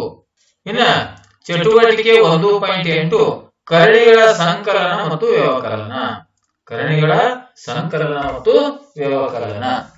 ನಿಯಮ: ಸಜಾತಿಯ ಕರ್ಣಿಗಳ ಸಂಕಲನ ಮತ್ತು ವ್ಯವಕಲನ ಮಾಡಲು ಸಾಧ್ಯ. ಇಂಪಾರ್ಟೆಂಟ್ ಇರುವಂತದ್ದು ಇಲ್ಲಿ ಏನಿದೆ, ಸಜಾತೀಕರಣಗಳಿದ್ದಾಗ ಮಾತ್ರ ಅವುಗಳ ಸಂಕಲನ ಮತ್ತು ವ್ಯವಕಲನವನ್ನು ಮಾಡಲಿಕ್ಕೆ ಸಾಧ್ಯ. ವಿಜಾತೀಕರಣಗಳಿದ್ದಾಗ ಅವುಗಳ ಸಂಕಲನ ಮತ್ತು ವ್ಯವಕಲನವನ್ನು ಮಾಡಲಿಕ್ಕೆ ಬರುವುದಿಲ್ಲ. ಸಂಕಲನ ಮಾಡಿ ಅಂತ ಕೊಟ್ಟರೆ ಅವುಗಳ ಮಧ್ಯದಲ್ಲಿ ಚಿಹ್ನೆ ಪ್ಲಸ್, ವ್ಯವಕಲನ ಮಾಡಿ ಅಂದ್ರೆ ಅವುಗಳ ಮಧ್ಯದಲ್ಲಿ ಚಿಹ್ನೆ ಮೈನಸ್ ಅನ್ನ ಮಾತ್ರ ಇಕ್ಕಬಹುದು. ಆದ್ರೆ ಅವುಗಳನ್ನು ಕಂಪ್ಲೀಟ್ ಆಗಿ ಕೂಡಿಸ್ಲಿಕ್ಕೆ ಬರುವುದಿಲ್ಲ. ಸಜಾತಿ ಇದ್ದಾಗ ಮಾತ್ರ ಅವುಗಳ ಸಂಕಲನ ಮತ್ತು ವ್ಯವಕಲನಗಳನ್ನ ಮಾಡ್ತೀವಿ. ಸಜಾತಿ ಕರ್ಣಿಗಳಿದ್ದಾಗ ನಾವು ಕರ್ಣಿಗಳ ಸಹಗುಣಕಗಳನ್ನ ಸಂಕಲನ ಮಾಡ್ತೀವಿ. ಕರ್ಣಿಗಳ ಸಹ ಗುಣಕ ಅಥವಾ ಅವುಗಳ ಸಂಕಲನ ಆಗಲಿ ಅಥವಾ ವ್ಯವಕಲನ ಆಗಲಿ ಅವುಗಳ ಸಹಗುಣಕಗಳನ್ನು ನಾವು ಸಂಕಲನ ಮತ್ತು ವ್ಯವಕಲನ ಮಾಡ್ತೀವಿ. ಇಲ್ಲಿ ಒಂದು ಮೊತ್ತವನ್ನ ಕಂಡಿರ್ತಕ್ಕಂಥ ಕೊಟ್ಟರೆ 8√2 + 6√5 ಮತ್ತು 2√5 + 12√2 ಮೊತ್ತವನ್ನ ಕಂಡಿಡಿ ಅಂತ ಹೇಳಿದ್ದಾರೆ. ಇವೆರಡಕ್ಕೂ ಇದಕ್ಕೂ ಮತ್ತು ಇದಕ್ಕೂ ಏನ್ ಹೇಳಿದ್ದಾರೆ, ಮೊತ್ತ ಅಂದಿಸಲು ನಡುವ ಚಿಹ್ನೆ ಪ್ಲಸ್ ಅನ್ನು ಹಾಕಿದ್ದೇನೆ ನಾನು, ವ್ಯವಕಲನ ಕಳೆದಿ ಅಂದ್ರೆ ಮೈನಸ್ ಅನ್ನು ಹಾಕ್ತಿದ್ದೆ. ಇವುಗಳಲ್ಲಿ ಬಿಡಿಸಿದ್ದೇನೆ 8√2, 6√5, 2√5, 2√5. ಈಗ ಕರ್ಣೀಯ ಮತ್ತು ಇವೆರಡು ವಿಜಾತಿ ಅಥವಾ ಇವುಗಳನ್ನು ಕೂಡಿಸಿ ಬರೋದಿಲ್ಲ. ಹಾಗಾಗಿ ಸಜಾತೀಕರಣಗಳಿರ್ತಕ್ಕಂಥ ಒಂದ್ ಕಡೆ ಬರೋದಿಲ್ಲ. 8√2 ಪ್ಲಸ್ 12√2 ಇವೆರಡು ಸಜಾತಿ, ಇವೆರಡು ಒಂದ್ ಕಡೆ 6√5, 2√5. ನಾವು ಇವುಗಳಲ್ಲಿ ಸಜಾತೀಕರಣಗಳಿದ್ದಾಗ ಅವುಗಳ ಹಿಂದಿನ ಸಹಗುಣಕಗಳನ್ನು ಸಂಕಲನ ಅಥವಾ ವ್ಯವಕಲನ ಮಾಡಬೇಕು. √2 ಇದೆ, 12 8 20, 8√2 ಪ್ಲಸ್ 12√2 20√2. ಕರ್ಣೀಯ ಕ್ರಮ ಮತ್ತು ಕರ್ಣೀಯಗಳು ಸೇಮ್ ಇದ್ದಾಗ, ಸಜಾತೀಕರಣಗಳಿದ್ದಾಗ ಅವುಗಳ ಸಹಗುಣಕಗಳನ್ನ ನಾವು ಸಂಕಲನ ಇದ್ರೆ ಸಂಕಲನ ಮಾಡ್ತೀವಿ, ವ್ಯವಕಲನ ಇದ್ರೆ ವ್ಯವಕಲನ. ಅದೇ ರೀತಿ 6√5 ಮತ್ತು 2√5 ಇದೆ. 6√5 ಮತ್ತು 2√5, √5 ಅನ್ನತಕ್ಕಂಥದ್ದು ಎರಡು ಸಜಾತೀಕರಣಗಳು. ಅವುಗಳನ್ನ ನಾವು ತೆಗೆದಾಗ ಅಂದ್ರೆ ಅವುಗಳ ಸಹಗುಣಕಗಳು 6 ಇದೆ, 2 ಇದೆ, 6 ಪ್ಲಸ್ 2 ಎಷ್ಟು 8. ಅಥವಾ ಇದನ್ನ ಈ ರೀತಿಯಾಗಿ ಮಾಡಬಹುದು ನಾವು, 8√2 ಇಲ್ಲಿ ಒಂದು ನಾನು ತೋರಿಸ್ತಾ ಇದ್ದೀನಿ, ಪ್ಲಸ್ 12√2 ಅಂತ ಇದೆಯಲ್ಲ, ಇದರ ಉತ್ತರವನ್ನು ತೋರಿಸ್ತಾ ಇದ್ದೀನಿ 20√2 ಅಂತಕ್ಕಂಥ. ಇಲ್ಲಿ ಸಿಂಪಲ್ ಆಗಿ ಸಜಾತೀಕರಣಿ ಅಂದ್ರೆ ಎರಡೂ ಕರಣಿಗಳು ಒಂದೇ ಆಗಿರ್ತಾವ. ಹಾಗಾಗಿ √2 ಸಾಮಾನ್ಯ ತೆಗೆದು √2 ತೆಗೆದಾಗ 8 ಉಳಿತು, ಪ್ಲಸ್ ಅಲ್ಲಿ √2 ತೆಗೆದಾಗ 12 ಉಳಿತು. 12 ಪ್ಲಸ್ 8 ಅಂದ್ರೆ 20√2 ಅನ್ನುವಂತಹ ಉತ್ತರ ಇಲ್ಲಿಗಾಗಲೇ ಬರೆದಿದ್ದೀನಿ. ಅದೇ ರೀತಿ ಇದರ ಉತ್ತರವನ್ನು ಕೂಡ ಇಲ್ಲಿ ಬರೆದಿದ್ದೇನೆ. ಎರಡನೇ ಪ್ರಶ್ನೆಯನ್ನ ಕೊಟ್ಟಿದ್ದಾನೆ, ಹ್ರಸ್ವೀಕರಣಗೊಳಿಸಿ ಕಳೆಯಿರಿ. ಕಳಿಬೇಕಾಗಿದ್ದು ಪ್ರಶ್ನೆ, ಹ್ರಸ್ವೀಕರಣಗೊಳಿಸಿ ಕಳೆಯಿರಿ ಅಂತ ಹೇಳ. ಈಗ ಇವೆರಡರಲ್ಲಿ ರಿಂದ ನಾವು ಯಾವ್ದನ್ನ ಕಳಿಬೇಕಂದ್ರೆ ರಿಂದ, ಫಸ್ಟ್ ರಿಂದ ಇದು ಮೊದಲು ಹಾಕಬೇಕು. ರಿಂದ, ಇಂದ ಮತ್ತು ದಿಂದ ಅಂತ ಏನ್ ಬಂದಿರುತ್ತೋ ಅವುಗಳನ್ನು ತೆಗೆದುಕೊಂಡು ಮುಂದ ನೂ ಅಂತಕ್ಕಂಥದ್ದು ನೆಕ್ಸ್ಟ್ ತಗೊಳ್ಬೇಕು. ನೋಡಿ, ರಿಂದ ಅಂದ್ರೆ ಇದು ಫಸ್ಟ್ ಬರ್ಕೋಬೇಕು, ಇದನ್ನು ಸೆಕೆಂಡ್ ಬರ್ಕೋಬೇಕು ಅಂತ. ಅಂದ್ರೆ ಇದರಲ್ಲಿ ಇದನ್ನ ಕಳಿಬೇಕು. 48ನೇ ಇಲ್ಲಿ ನಾನು ಬಿಡಿಸ್ತಾ ಇದ್ದೀನಿ ನೋಡ್ರಿ, ಬ್ರಾಕೆಟ್ ಚಿಹ್ನೆ ಈಗಾಗಲೇ ಮೈನಸ್ ಅನ್ನ ಹಾಕಿ ನೀವು ಎರಡರ ಮಧ್ಯದಲ್ಲಿ ಬ್ರಾಕೆಟ್ ಅನ್ನ ಕಂಪಲ್ಸರಿ ಹಾಕಬೇಕು ಮೈನಸ್ ಇದ್ದಾಗ, ಯಾಕಂದ್ರೆ ಚಿಹ್ನೆಗಳು ಬದಲಾವಣೆ ಆಗ್ತಾವ. 48 ಈಗಾಗಲೇ ಹಿಂದೆ ನಾನು ಇದೇ ವಿಡಿಯೋದ ಫಸ್ಟ್ ಪ್ರಾರಂಭದಲ್ಲಿ ಇವುಗಳನ್ನು ಸ್ವೀಕರಣ ಮಾಡಿರ್ತಕ್ಕಂಥವುಗಳಿವೆ. 48 ಅಂದ್ರೆ 16 ಮೂರಲೆ 48, 16 ವರ್ಗಮೂಲ 4 ರೂಟ್ 3 ಉಳಿತು. ಇದು 128, 64 ಎರಡೇ 128, 64ರ ವರ್ಗಮೂಲ 8 ರೂಟ್ 2 ಹಾಗೆ ಉಳಿತು. ಮೈನಸ್ 27 9 ಮೂರಲೆ 27, 9 ವರ್ಗಮೂಲ 3 ಸ್ಕ್ವೇರ್ ರೂಟ್ ಆಫ್ 3 ಅನ್ನು ಉಳಿತು. ಇದು ಮೈನಸ್ ಇಂಟು ಪ್ಲಸ್ ಮೈನಸ್. ಅದೇ ರೀತಿ ಮೈನಸ್ ಇಂಟು ಪ್ಲಸ್ ಮೈನಸ್.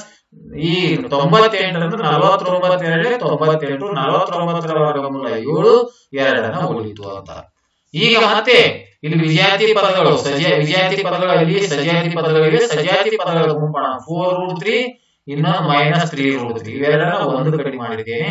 ಮತ್ತೊಂದು 8√2 7 -7√2, 8√2 -7√2, 8√2 ಪ್ಲಸ್ ಇದೆ -7√2. ಇದು ಒಂದು ಸಜಾತೀಕರಣಗಳ ಒಂದು ಕಡೆ ಗುಂಪನ್ನು ಮಾಡಿದ್ದೇನೆ. ಈಗ ಮತ್ತೆ √3 ಸಜಾತೀಕರಣಗಳಿವೆ. ಆಗ ಅವುಗಳ ಸಹಗುಣಕ 4 - 3 ಅಂದ್ರೆ 1√3 ಪ್ಲಸ್ 8√2 -7√2. ಮತ್ತೆ ಇಲ್ಲಿ ಕರಣಿಗಳು ಸೇಮ್ ಇವೆ, ಅವುಗಳ ಸಹಗುಣಕಗಳಲ್ಲಿ ಒಂದು ಪ್ಲಸ್ ಇದೆ, ಒಂದು ಮೈನಸ್. 8ರಲ್ಲಿ ಹೋದರೆ ಒಂದು ದೊಡ್ಡ ಪೂರ್ಣಾಂಕದ ಚಿಹ್ನೆ ಪ್ಲಸ್ ಇದೆ, 1√2 ಅಂದ್ರೆ 1√3 ಪ್ಲಸ್ 1√2 ಮತ್ತೆ 2 ರೂಟ್ ಆಗೋದಿಲ್ಲ. ಇವೆರಡು ವಿಜಾತೀಕರಣಗಳಾಗ್ತವ. ಹಾಗೆ √3 ಪ್ಲಸ್ √2 ಅನ್ನುವಂತಹ ಉತ್ತರ ಇವುಗಳನ್ನ ಕೂಡಿಸ್ಲಿಕ್ಕೆ ಬರೋದಿಲ್ಲ, ಕಾರಣ ಇವು ವಿಜಾತೀಕರಣಗಳು. ಮತ್ತೆ ನೆಕ್ಸ್ಟ್ ಈಗ ಚಟುವಟಿಕೆ 1.9 ನೋಡೋಣ. ಕರ್ಣಿಗಳ ಗುಣಾಕಾರ, ಅವುಗಳನ್ನ ಗುಣಿಸ್ತಕ್ಕಂಥದ್ದು. ಕರ್ಣಿಗಳ ಸಂಕಲನ ಮಾಡುವಾಗ ಅವುಗಳ ಸಜಾತೀಕರಣಗಳಾಗಿದ್ದರೆ ಮಾತ್ರ ಅವುಗಳ ಸಂಕಲನ ಮತ್ತು ವ್ಯವಕಲನ ಮಾಡಲಿಕ್ಕೆ ಬರುತ್ತೆ ಅಂತ ನಿಯಮ ಇತ್ತು. ಇಲ್ಲಿ ನಿಯಮ ಗುಣಾಕಾರ ಆಗಿದೆ. ಕರ್ಣಿಗಳನ್ನ ಗುಣಿಸುವಾಗ ಒಂದೇ ಕ್ರಮಗಳನ್ನ ಹೊಂದಿರುವ ಕರ್ಣಿಗಳನ್ನ ಮಾತ್ರ ಗುಣಿಸ್ತೀವಿ. ಗುಣಾಕಾರ ಮಾಡುವಾಗ ಕರ್ಣೀಯ ಕ್ರಮಗಳು ಒಂದೇ ಇದ್ರೆ ಮಾತ್ರ ಅವುಗಳನ್ನ ಗುಣಿಸ್ಲಿಕ್ಕೆ ಬರ್ತದೆ. ಕರ್ಣೀಯ ಕ್ರಮಗಳು ಬೇರೆ ಆದಾಗ ನಮ್ಗೆ ಗುಣಿಸ್ಲಿಕ್ಕೆ ಬರೋದಿಲ್ಲ. ಆದ್ರೆ ಕ್ರಮಗಳನ್ನ ಒಂದೇ ಮಾಡಿಕೊಂಡ್ರ ನಂತರ ಅವುಗಳನ್ನ ಗುಣಿಸ್ಬೇಕು. ಒಂದು ವೇಳೆ ಕ್ರಮಗಳು ಬೇರೆ ಆದಾಗ ನೇರವಾಗಿ ಗುಣಿಸ್ಲಿಕ್ಕೆ ಬರೋದಿಲ್ಲ. ಆ ಎರಡೂ ಕರ್ಣಿಗಳ ಕ್ರಮಗಳು ಒಂದೇ ಬರುವಂತೆ ಮಾಡಿಕೊಂಡ್ರ ನಂತರ ಅವುಗಳನ್ನ ಗುಣಾಕಾರ ಮಾಡಬಹುದು. ಇಲ್ಲಿ 2√2 × 3√15 ಇದೆ. ಇಲ್ಲಿ ಕರ್ಣೀಯಗಳನ್ನ ನಾವು ನೋಡಿದಾಗ ಗುಣಾಕಾರ ಮಾಡಬೇಕಾಗಿದೆ. ಕ್ರಮ 2 ತಲೆ ಸೇಮ್, 2 ಸೇಮ್ ಇದೆ. ಹಾಗಾಗಿ ಇವುಗಳನ್ನ ಗುಣಾಕಾರ ಮಾಡುವುದು. ಮೊದಲ √2 ಇಂಟು 3√15 ಮೊದಲ ಸಂಖ್ಯೆಗಳನ್ನ ಭಾಗಲಬ್ಧ ಸಂಖ್ಯೆ ಇರತಕ್ಕಂಥ ಅವುಗಳ ಸಹಗುಣಕಗಳನ್ನ ಗುಣಾಕಾರ 2 3 6 ಕರ್ಣೀಯಗಳನ್ನ ಗುಣಾಕಾರ ಮಾಡಿ ಕರ್ಣೀಯ ಜಾಗದಲ್ಲಿ ಇಡಬೇಕು. 2 15 30 ಸಹಗುಣಕ ಗುಣಾಕಾರ ಮಾಡಿ ಸಹಗುಣಕ ಸ್ಥಾನದಲ್ಲಿ ಇಡಬೇಕು. ಕರ್ಣೀಯಗಳನ್ನ ಗುಣಾಕಾರ ಮಾಡಿ ಕರ್ಣೀಯ ಸ್ಥಳದಲ್ಲಿ ಅವುಗಳನ್ನ ಇಡಬೇಕು ಅಂತ. ಇದು ಕರ್ಣೀಯ ಕ್ರಮಗಳು ಒಂದೇ ಇದ್ದಾಗ ಮಾತ್ರ ಈ ರೀತಿ ಗುಣಾಕಾರವನ್ನು ಬರುತ್ತೆ. ಇನ್ನು ಕರ್ಣಿಗಳ ಅಕರ್ಣೀಕರಣ ಅಂತ ಕರಿತೀವಿ. ಕರ್ಣಿಗಳನ್ನು ಮತ್ತೊಂದು ಕರ್ಣಿಯೊಂದಿಗೆ ಗುಣಿಸಿ ಭಾಗಲಬ್ಧ ಸಂಖ್ಯೆಯನ್ನು ಪಡೆಯುವ ಕ್ರಮವನ್ನು ಅಕರ್ಣೀಕರಣ ಎನ್ನುವರು. ಅಂದ್ರೆ ಕರ್ಣಿಗಳನ್ನು ಮತ್ತೊಂದು ಕರ್ಣಿಯೊಂದಿಗೆ ಗುಣಿಸಿ, ಇದು ಒಂದು ಕರ್ಣಿ ಇದೆ, √3 ಅಂತಕ್ಕಂಥದ್ದು ಒಂದು ಕರ್ಣಿ. ಮತ್ತೊಂದು ಕರ್ಣಿಯನ್ನ ಗುಣಿಸಿ, ಮತ್ತೊಂದು ಕರ್ಣಿಯೊಂದಿಗೆ ಗುಣಿಸಿದಾಗ ಇದು 3 3 9 ಆಯ್ತು. 9ರ ವರ್ಗಮೂಲ 3 ಆಯ್ತಲ್ಲ. ಈಗ ನೋಡಿ, ಕರ್ಣಿಯನ್ನು ಮತ್ತೊಂದು ಕರ್ಣಿಯೊಂದಿಗೆ ಗುಣಿಸಿ ಭಾಗಲಬ್ಧ ಸಂಖ್ಯೆ ಏನಿದೆ, ಭಾಗಲಬ್ಧ ಸಂಖ್ಯೆ 3 ಅನ್ನೋದು ಭಾಗಲಬ್ಧ ಸಂಖ್ಯೆ. ಅದನ್ನ 3/p/q ರೂಪದಲ್ಲಿ ಬರೀಬಹುದು ಮತ್ತು q is not equals to 0 ಇದೆ. 3 ಭಾಗಲಬ್ಧ ಸಂಖ್ಯೆಯನ್ನು 3 ಅಂತಕ್ಕಂಥದ್ದು ಭಾಗಲಬ್ಧ ಸಂಖ್ಯೆಯನ್ನು ನಾವು ಪಡೆದಿದ್ದೇವೆ. ಹಾಗಾಗಿ ಅದನ್ನ ಅಕರ್ಣೀಕರಣ ಎನ್ನುವರು. ಈ ಒಂದು ಪ್ರೋಸೆಸ್ ನಡೀತಾ ಇದೆ ಕಂಪ್ಲೀಟ್. ಕರ್ಣಿಯನ್ನ ಮತ್ತೊಂದು ಕರ್ಣಿಯೊಂದಿಗೆ ಗುಣಿಸಿ ಭಾಗಲಬ್ಧ ಸಂಖ್ಯೆಯನ್ನ ಪಡೆಯುವ ಈ ಒಂದು ಕ್ರಮವನ್ನ ಅಕರ್ಣೀಕರಣ ಅಂತ ಕರಿತೀವಿ. ನೆಕ್ಸ್ಟ್ ಇನ್ನೂ ಕೂಡ ಅದೇ ಉದಾಹರಣೆ ಹೇಳಿದ್ದಾರೆ. √3 ಮತ್ತು √3 ಇರುತ್ತದೆ. ಇದು 9 ಕೂಡ ವರ್ಗ ಸಂಖ್ಯೆ ಇದ್ದು ಅದರ ವರ್ಗಮೂಲ 3 ಆಗಿದೆ. ಹೀಗೆ ದೊರೆತ ಸಂಖ್ಯೆ 3 ಇದು ಭಾಗಲಬ್ಧ ಸಂಖ್ಯೆ ಇದೆ. ಆದ್ದರಿಂದ √3ರ ಅಕರ್ಣೀಕರಣ ಅಂದ್ರೆ ಇದು ಪ್ರೋಸೆಸ್. ಅಕರ್ಣೀಕಾರಕ ಅಂದ್ರೆ ಇದನ್ನ ಈ ಒಂದು ಕರ್ಣಿಗೆ ಯಾವ ಕರ್ಣಿಯನ್ನ ಗುಣಿಸಿದಾಗ ಅದು ಭಾಗಲಬ್ಧ ಸಂಖ್ಯೆ ಬರುತ್ತಲ್ಲ, ಇದು ಅಕರ್ಣೀಕಾರಕ. ಈ √3 ಇದು ಅಕರ್ಣೀಕಾರಕ ಅಂತಕ್ಕಂಥದ್ದು. 2√5 ಮತ್ತು √5 ಇದೆ. 2√5 ಮತ್ತು √5 ಗುಣಾಕಾರ ಮಾಡಿದಾಗ ಇದರ ಸಹಗುಣಕ 2 ರೂಟ್ ನಲ್ಲಿ 5 ಇದೆ. 25 ವರ್ಗಮೂಲ 5 ಅಂದ್ರೆ 5 10 ಉತ್ತರ 5 10 ಅನ್ನೋದು ಭಾಗಲಬ್ಧ ಸಂಖ್ಯೆ.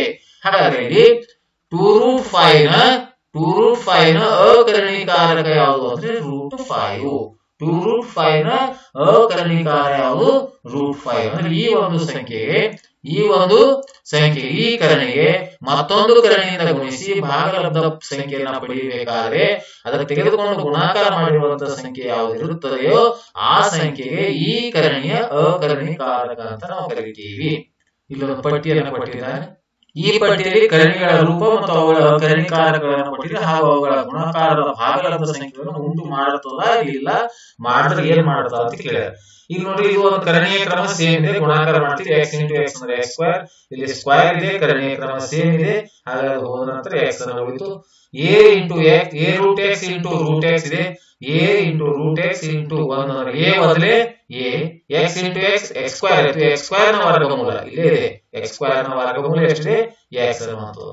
√x+y ಇಂಟು √x+y ಅಂದ್ರೆ √x+y ಇಂಟು √x+y ಅಂದ್ರೆ ಕಂಪ್ಲೀಟ್ ರೂಟ್ ಇದೆ ಇದು. ಹಾಗಾಗಿ √x+y² ಇದೆ. ಇಲ್ಲಿ ಕರ್ಣೀಯ ಕ್ರಮ ಸೇಮ್ ಇದೆ, ಘಾತ ಸಂಖ್ಯೆ ಸೇಮ್ ಇದೆ. ಹೋಗಿ x+y ಇದು ಭಾಗಲಬ್ಧ ಸಂಖ್ಯೆ. √a plus √b into √a minus √b ಅಂದ್ರೆ a plus b into a minus a² minus b² ಆಯ್ತು. ಇಲ್ಲಿ ಸ್ಕ್ವೇರ್ ಇದೆ, ಕರ್ಣೀಯ ಕ್ರಮ ಸೇಮ್ ಇದೆ. ಇಲ್ಲಿ ಸ್ಕ್ವೇರ್ ಇದೆ, ಕರ್ಣೀಯ ಕ್ರಮ ಸೇಮ್ ಇದೆ. ಉಳಿದಿರತಕ್ಕಂಥದ್ದು a minus b ಅನ್ನುವಂತ ಉತ್ತರ. ಇನ್ನು ಇದನ್ನು ಕೂಡ ಸೇಮ್ ಸೂತ್ರ ಇದೆ. a plus b into a minus b ಅಂದ್ರೆ a ಇದ್ದಲ್ಲಿ a√x², b ಇದ್ದಲ್ಲಿ b√y² ಇದೆ. ಇಲ್ಲಿ a ರೂಟ್ ಇಲ್ಲ, ಹಾಗಾಗಿ a² ಅನ್ನು ಹಾಗೆ ಇಡಲಾಗಿದೆ. √x² ಅಂದ್ರೆ ಸ್ಕ್ವೇರ್ ರೂಟ್ ಹೋಗಿ ಬರೀ x ಉಳಿತು, ಮೈನಸ್ ಇದೆ ಮೈನಸ್. ಇಲ್ಲಿ b√y² ಅಂದ್ರೆ b√y² ಪ್ರತಿಯೊಂದಕ್ಕೂ ಹೀಗಿದ್ದಾಗ ದ್ವಿಪದ ಇದ್ದಾಗ ಈ ರೀತಿ ಇದ್ದಾಗ ನೋಡಿ, ಇದು 2 ಅನ್ನೋದು ಸ್ಕ್ವೇರ್ ಅನ್ನೋದು b ನೂ ಸ್ಕ್ವೇರ್ ಇರುತ್ತೆ. ಅದೇ ರೀತಿ √y ಕೂಡ ಏನಾಗಿರುತ್ತೆ, ಅದು ಸ್ಕ್ವೇರ್ ಇರುತ್ತೆ. ಕಂಪ್ಲೀಟ್ ಆಗಿ ಸ್ಕ್ವೇರ್ ಇರುತ್ತೆ. ಘಾತಾಂಕಗಳ ನಿಯಮ a ಇಂಟು b ಘಾತ m ಇದ್ದಾಗ a ನೂ ಘಾತ ಸಂಖ್ಯೆ m ಇರ್ತದೆ, b ನೂ ಇರ್ತದೆ. ಹಾಗಾಗಿ b√y² ಅಂದ್ರೆ b ನೂ ಸ್ಕ್ವೇರ್ ಇರ್ತದೆ, √y ನೂ ಇರ್ತದೆ. ಇದು b² ಏನು ಮಾಡೋ ಹಾಗಿಲ್ಲ, b² ಹಾಗೆ ಇಟ್ಟಿದ್ದೇವೆ. ಇಲ್ಲಿ ಕರ್ಣೀಯ ಕ್ರಮ ಮತ್ತು ಘಾತ ಸಂಖ್ಯೆ ಸೇಮ್ ಇರೋದ್ರಿಂದ ಸ್ಕ್ವೇರ್ ರೂಟ್ ಹೋಗಿ ಉಳಿತು y. ಹಾಗಾಗಿ ಇಲ್ಲಿ ಬಿ ಸ್ಕ್ವೈರ್ ವೈ, ಇಲ್ಲಿ ಎ ಸ್ಕ್ವೈರ್ ಎಕ್ಸ್ ಅಂತಕ್ಕಂಥದ್ದನ್ನ ಬರೆಯಲಾಗಿದೆ. ಇವೆಲ್ಲವೂ ಕೂಡ ಬಂದಿರತಕ್ಕಂಥ ಕರ್ಣೀಯ ರೂಪ. ಈ ಕರ್ಣೀಯ ಅಕರ್ಣೀಕಾರಕ, ಈ ಕರ್ಣೀಯ ಅಕರ್ಣೀಕಾರಕ ಯಾವುದು? Root x. A root x ನ ಅಕರ್ಣೀಕಾರಕ ರೂಟ್ ಎಕ್ಸ್. ಯಾಕಂದ್ರೆ ಇಲ್ಲಿ ಏನು ತಗೊಳ್ಳೋ ಅವಶ್ಯಕತೆ ಇಲ್ಲ. ರೂಟ್ ಎಕ್ಸ್ ಪ್ಲಸ್ ವೈ ನ ಅಕರ್ಣೀಕಾರಕ root x plus y. Root a plus root b ನ ಅಕರ್ಣೀಕಾರಕ root a minus root b. ಒಂದ್ ವೇಳೆ root a minus root b ನ ಅಕರ್ಣೀಕಾರಕ ಇದ್ರೆ root a plus root b. A root x plus b root y ನ ಅಕರ್ಣೀಕಾರಕ a root x minus b root y. A root x minus b root y ನ ಅಕರ್ಣೀಕಾರಕ a root x plus b root y. A root x ನ ಅಕರ್ಣೀಕಾರಕ root X. Root x ನ ಅಕರ್ಣೀಕಾರಕ root X. Root x ನ ಅಕರ್ಣೀಕಾರಕ root X. Root x ನ ಅಕರ್ಣೀಕಾರಕ ರೂಟ್ ಎಕ್ಸ್. ಇಲ್ಲಿ ಸಹಗುಣಕ ಸಿಂಗಲ್ ಇದ್ದಾಗ ಸಹಗುಣಕ ಈ ರೀತಿ ಮಧ್ಯದಲ್ಲಿ ದ್ವಿಪದ ಇದ್ದಾಗಲ್ಲ, ಸಿಂಗಲ್ ಇದ್ದಾಗ ಹಿಂದಿನ ಸಹಗುಣಕ ಇಲ್ಲಿ ಹೋಗುತ್ತೆ ಅನ್ನುವಂಥದ್ದು. ಇನ್ನು ಚಟುವಟಿಕೆ 11 ಅಭಾಗಲಬ್ಧ ಸಂಖ್ಯೆಗಳಿಗೆ ಘಾತಾಂಕ ನಿಯಮವನ್ನು ಅನ್ವಯಿಸಿ ಸಂಕ್ಷೇಪಿಸುವುದು. ಅಭಾಗಲಬ್ಧ ಸಂಖ್ಯೆಗಳಿಗೆ ಘಾತಾಂಕ ನಿಯಮ. ಅಭಾಗಲಬ್ಧ ಸಂಖ್ಯೆ ಹೇಗಿರ್ತದ? ಇದು 6th ರೂಟ್ ಆಫ್ 2 ಅನ್ನುವಂಥದ್ದು. ಇದು ಹೇಗಿದೆ? ಕ್ಯೂಬ್ ರೂಟ್ ಆಫ್ 2 ಅನ್ನುವಂಥದ್ದು. ಈ ರೀತಿ ಇರತಕ್ಕಂಥ ಇವೆಲ್ಲವೂ ಅಭಾಗಲಬ್ಧ ಸಂಖ್ಯೆ. ಇವುಗಳನ್ನ ತೆಗೆದು ಇಲ್ಲಿ ಈಗಾಗಲೇ ಘಾತಾಂಕ ರೂಪದಲ್ಲಿ ಬರೆದಿದ್ದಾರೆ. 2 ಘಾತ 2 ಘಾತ 1/6 ಇಂಟು 2 ಘಾತ 1/3 ಇಂಟು 2 ಘಾತ 1/2 ಮತ್ತು ಹೋಲ್ ಘಾತ 1/3. ಇವುಗಳನ್ನ ಗುಣಾಕಾರವನ್ನು ಮಾಡಬೇಕಾಗಿದೆ. ನಾವು ಘಾತಾಂಕ ನಿಯಮಗಳನ್ನು ಉಪಯೋಗ ಮಾಡಿ ಇವುಗಳಿಗೆ ನಾವು ಬೆಲೆಯನ್ನು ಕಂಡುಹಿಡಿಯಬೇಕಾಗಿದೆ. ಇಲ್ಲಿ ಘಾತಾಂಕಗಳ ನಿಯಮವನ್ನು ಅನ್ವಯಿಸಿ ಸಂಕ್ಷೇಪಿಸಬೇಕಾಗಿದೆ.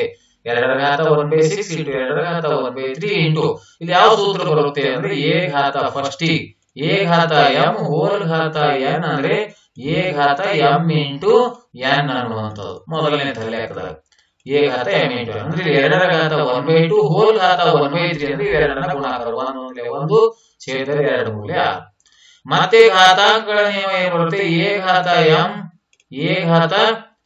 ಎಂ ಎನ್ ಅನ್ಕೊಳ್ಳಿ, ಎ ಘಾತ ಎನ್ ಅಥವಾ ಎ ಘಾತ ಪಿ ಯಾವ್ದಾದ್ರು ಬೇರೆ ತೆಗೆದುಕೊಳ್ಳಿ. ಘಾತ ಸಂಖ್ಯೆ ಬೇರೆ ಬೇರೆ, ಆಧಾರ ಸಂಖ್ಯೆ ಸೇಮ್ ಇದ್ದು ಘಾತ ಸಂಖ್ಯೆಗಳು ಬೇರೆ ಬೇರೆ ಇದ್ದಾಗ ಅವುಗಳನ್ನ ನಾವು ಮಾಡ್ತೀವಿ, ಘಾತ ಸಂಖ್ಯೆಗಳನ್ನ ಕೂಡಿಸ್ತೀವಿ. M plus n plus p ಅನ್ನುವಂತ ಈ ರೀತಿ. ಹಾಗೆ 1/6 ಪ್ಲಸ್ 1/3 ಪ್ಲಸ್ 1/6 ಅನ್ನ ಕೂಡಿಸಲಾಗಿದೆ. 6 3 6 ಲಸ ತೆಗೆದು 6 ಎಷ್ಟಲೆ 6 6 ಒಂದಲೇ 1 1 3 ಎಷ್ಟಲೆ 6 3 2 1 2 2 6 ಎಷ್ಟಲೆ 6 6 1 6 1 1 1 1 2 3 1 4 ಭಾಗಿಲೆ 6 2 ಘಾತ 4/6 ಛೇದವನ್ನು ಮಾಡಿದಾಗ 2 ಘಾತ 2/3 ಅನ್ನುವಂಥದ್ದು. ಇದನ್ನ ಏನ್ ಹೇಳಿದ್ರು? ಇದನ್ನ ಘಾತಾಂಕ ನಿಯಮವನ್ನು ಅನ್ವಯಿಸಿ ಸಂಕ್ಷೇಪಿಸಿ. ಎಷ್ಟು ನಿಯಮಗಳು? ಒಂದು ನಿಯಮ 2 ನಿಯಮಗಳನ್ನು ಇಲ್ಲಿ ಬಂದಿವೆ. ಇದನ್ನು ಕೂಡ ಘಾತಾಂಕ ರೂಪದಲ್ಲಿ ಇರ್ತಕ್ಕಂಥದನ್ನ ಮತ್ತೆ ಕರ್ಣೀಯ ರೂಪದಲ್ಲಿ ಏನಾದ್ರು ಈ ಕ್ರಿಯೆ ಅಂತಂದ್ರ ಇಲ್ಲಿ ಛೇದದಲ್ಲಿರ್ತಕ್ಕಂಥ 3 ಕ್ರಮ ಆಗುತ್ತೆ, ಉಳಿದಿದೆಲ್ಲ ಏನಿರ್ತದೆ ಕರ್ಣೀಯ ಇರುತ್ತೆ. 2 ಘಾತ 2 ಅಂದ್ರ ಇದು ಕರ್ಣೀಯ ಕ್ರಮ 3, 2 ಘಾತ 2 ಎಷ್ಟಿದು 4 ಅನ್ನುವಂತ ಉತ್ತರ. ಈ ರೀತಿಯಾದಂತಹ ಉತ್ತರ ಕೂಡ ಇರುತ್ತೆ. ಇಲ್ಲಿ ಮತ್ತೊಂದು ಪ್ರಶ್ನೆ ಕೊಟ್ಟರೆ 32 ಘಾತ 1/5 ಇಂಟು 27 ಘಾತ 1/3 ಇಂಟು 64 ಘಾತ 2/3 ಅನ್ನುವಂಥದ್ದು. ಈ 32 ಹೆಂಗ್ ಬರೀಬಹುದು? 2 5 ಸಾರಿ ಗುಣಿಸಿದರೆ 32, 4 4 8 8 32. ಹಾಗಾಗಿ 32 2 ಘಾತ 5 ಅಂತ ಬರೆದಿದ್ದೇನೆ. ಮತ್ತು ಹೋಲ್ ಘಾತ 1/5 ಇಂಟು 27 3 ಘಾತ 3 ಬರೆದಿದ್ದೇನೆ. 27 ಅಂತಕ್ಕಂಥದ್ದು ಏನ್ ಬರೆದಿದ್ದೇನೆ? 3 ಇಂಟು 3 ಇಂಟು 3 ಅಂದ್ರೆ 3 ಇಂಟು 3 ಇಂಟು 3 ಅಂದ್ರೆ ಇದನ್ನ 3 ಘಾತ 3 ಅಂತ ಬರೀತೀವಿ ನಾವು. 3 ಘಾತ 3. ಹಾಗೆ ನೇರವಾಗಿ 27 3 ಘಾತ 3 ಹೋಲ್ ಘಾತ 1/3 ಇಂಟು 4 64 ಇದೆ. 64 4 ಘಾತ 3 4 4 14 64 4 ಘಾತ 3 ಹೋಲ್ ಘಾತ 2/3. ಈಗ ಘಾತ ಸಂಖ್ಯೆ ಕೆಳಗಿನ 1 ಇರುತ್ತೆ, 5 ಹೋಯ್ತು 5 ಹೋಯ್ತು, ಇಲ್ಲಿ 3 ಹೋಯ್ತು 3 ಹೋಯ್ತು, ಇಲ್ಲಿ 3 ಹೋಯ್ತು 3 ಹೋಯ್ತು, ಉಳಿದೆಷ್ಟು 2 ಘಾತ. ಎಷ್ಟು ಉಳಿತೀವಿ? ಇನ್ನೊಂದ್ಸಲ ಇಲ್ಲಿ ಛೇದವನ್ನು ಮತ್ತೊಂದ್ಸಲ ಬರೆದಿದ್ದೇನೆ. ಇಲ್ಲಿ ಛೇದ ಹೋದಾಗ ಇಲ್ಲಿ ಎಷ್ಟು ಉಳಿತು? 2 ಘಾತ 1. ಇಲ್ಲಿ 3 ಹೋಯ್ತು 3 ಘಾತ 1, 2 ಘಾತ 1 ಉಳಿತು, 3 ಘಾತ 1 ಉಳಿತು, ಇಲ್ಲಿ 4 ಘಾತ 2 ಉಳಿತು. 2 ಘಾತ 1 2 3 ಘಾತ 1 3 4 ವರ್ಗ 16. ಹಾಗೆ 2 3 6 6 16 ಎಷ್ಟು? 96 ಅನ್ನುವಂತಹ ಉತ್ತರ. ಅಥವಾ ಇದು ಈ ರೀತಿಯಾಗಿ ಕೂಡ ಬರೀಬಹುದು. 2 ಇಂಟು 3 ಇಂಟು ಮತ್ತೆ ಈ 4ನ್ನ 2 ಅಂದ್ರೆ 4ನ್ನ 2 ಅದು 2 ಆಯ್ತು. ಈ 2 ಪ್ಲಸ್ 2 5 ಅಥವಾ ಇಂಟು 3 ಅಂತ ಈ ರೀತಿಯಾಗಿ ಕೂಡ ಬರೀಬಹುದು. ಇದು ಸುಲಭ ರೂಪಕ್ಕೆ ತರುವಂತ ಒಂದು ವಿಧ. ಆದ್ಮೇಲೆ ಈ ರೀತಿಯಾಗಿ 9ನೇ ತರಗತಿ ವಿದ್ಯಾರ್ಥಿ ಚಟುವಟಿಕೆ ಪುಸ್ತಕ ಕಲಿಕಾ ಬಲವರ್ಧನೆ 2023-24ನೇ ಸಾಲಿಗಾಗಿ ಈಗಾಗಲೇ ಎಲ್ಲ ಶಾಲೆಗಳಿಗೆ ಇವುಗಳನ್ನ ಬಂದಿರುತ್ತವೆ. ಮತ್ತು ಈ ಒಂದು 9ನೇ ತರಗತಿ ಗಣಿತ ವಿಷಯಕ್ಕೆ ಸಂಬಂಧಪಟ್ಟಿರುವಂತಹ ಈ ಚಟುವಟಿಕೆಗೆ ಸಂಪೂರ್ಣವಾದಂತಹ ಪರಿಹಾರವನ್ನು ನೀಡ್ತಾ ಇದ್ದೇನೆ. ಇದರ ಜೊತೆಗೆ 8ನೇ ತರಗತಿ ಕೂಡ ಈಗಾಗಲೇ ನಾನು ಮೊದಲನೇ ಒಂದು ಶೀರ್ಷಿಕೆಯನ್ನು ಕಂಪ್ಲೀಟ್ ಮಾಡಿದ್ದೇನೆ. ಹಾಗಾಗಿ ನನ್ನ ವಿಡಿಯೋವನ್ನು ತಾವು ಕೊನೆವರೆಗೆ ನೋಡಿದ್ದೀರಿ ಅಂತ ತಿಳ್ಕೊಳ್ತಾ ಇದ್ದೀನಿ. ಈ ವಿಡಿಯೋ ಇಷ್ಟವಾದರೆ ದಯವಿಟ್ಟು ಲೈಕ್ ಮಾಡಿ, ಶೇರ್ ಮಾಡಿ ಮತ್ತು ಸಬ್ಸ್ಕ್ರೈಬ್ ಮಾಡೋದನ್ನು ಮರೆಯಬೇಡಿ ಅಂತ ಹೇಳುತ್ತಾ ಮತ್ತೊಮ್ಮೆ ತಮ್ಮೆಲ್ಲರಿಗೂ ನನ್ನ ನಮಸ್ಕಾರಗಳು.